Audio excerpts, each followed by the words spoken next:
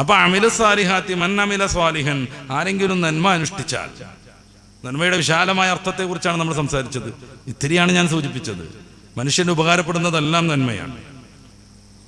മനുഷ്യന് നമുക്ക് ചെയ്യാൻ പറ്റുന്ന സേവനങ്ങളെല്ലാം നന്മയാണ്.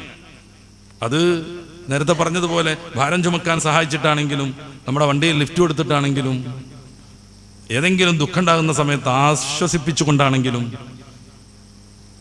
ദുഃഖകരമായ സന്ദർഭങ്ങളിൽ ചേർത്ത് പിടിച്ചാണെങ്കിലും എല്ലാം നന്മയുടെ ഭാഗമാണ്. അങ്ങനെ ഒരാൾ നന്മ അനുഷ്ഠിക്കുന്നു, മിൻ ദക്കരിൻ ഔ ഉൻസ, അത് ആണാവട്ടെ പെണ്ണാവട്ടെ, ആണാവട്ടെ പെണ്ണാവട്ടെ, നന്മ അനുഷ്ഠിക്കുന്ന ഓരോ വ്യക്തിയും വഹുവ മുഅ്മിനുൻ, നന്മ അനുഷ്ഠിക്കുന്നത് അള്ളാഹുവെ വിശ്വസിച്ചുകൊണ്ടാണ്, അള്ളാഹുവിന്റെ പരലോകത്തെ അംഗീകരിച്ചുകൊണ്ടാണ്. കുറെ ആളുകളൊക്കെ പലപ്പോഴും ചോദിക്കൂലേ, അയാൾ നല്ല മനുഷ്യനാണ്, നല്ല ധർമ്മിഷ്ഠനാണ്, പിന്നെ അയാൾ സ്വർഗത്ത് പോയില്ലേ എന്നൊക്കെ.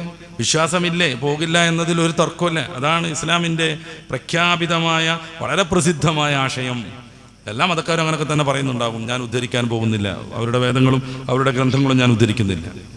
നമ്മൾ ആലോചിച്ച് നോക്കേണ്ടത്, അള്ളാഹുവിനെ വിശ്വസിച്ചിട്ട് ആ ഒരു ആദർശത്തിൽ ചെയ്യുന്ന നന്മകളാണ് പരലോകത്ത് ഉപകാരപ്പെടുന്ന നന്മകൾ. അതിൽ തർക്കമൊന്നുമില്ല. എന്തുകൊണ്ട്? റബ്ബ് പറഞ്ഞു എന്ന രീതിയിൽ റബ്ബിന്റെ എല്ലാ പ്രതാപത്തെയും അംഗീകരിച്ച് ചെയ്യുന്നിടത്താണ് അള്ളാഹു നൽകുന്ന പ്രതിഫലത്തിന് അർഹതയുള്ളൂ.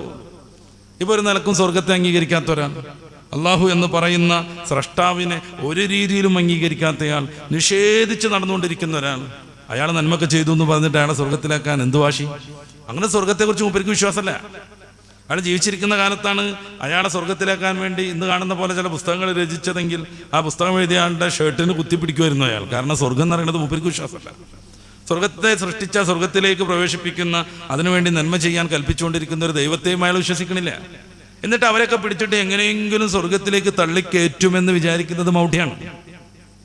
അത് ശരിക്കും വിഡ്ഢിത്തം മാത്രമാണ്. അതുകൊണ്ടാണ് നന്മ പ്രവർത്തിക്കുക എന്നതിന് പരലോകത്ത് ഗുണം കിട്ടണമെങ്കിൽ, ഈ ദുനിയാവിൽ ചിലപ്പോൾ ഗുണങ്ങളൊക്കെ കിട്ടും ദൈവവിശ്വാസി അല്ലെങ്കിൽ. ഉദാഹരണമായിട്ട് ഒരാൾ നന്മ ചെയ്യുന്നു, പിന്നീട് ഒരിക്കൽ അദ്ദേഹം കൊടുക്കുന്ന സമയത്ത് ആദ്യം നന്മ ചെയ്തയാൾ ഇയാൾക്ക് നന്മ ചെയ്യുന്നു, അത് ദുനിയാവിൽ കിട്ടുന്ന ഒരു അനുഗ്രഹമാണ്. അല്ലാഹു സുബ്ഹാനഹു വ തആല തന്നെ പറയുന്നത് പ്രകാരം ചിലപ്പോൾ ഈ ദുനിയാവിൽ അനുഷ്ഠിക്കുന്നതിൻ്റെ പ്രതിഫലം ദുനിയാവിൽ നിന്ന് തന്നെ കിട്ടുന്ന കുറേ ആൾക്കാരുണ്ട്.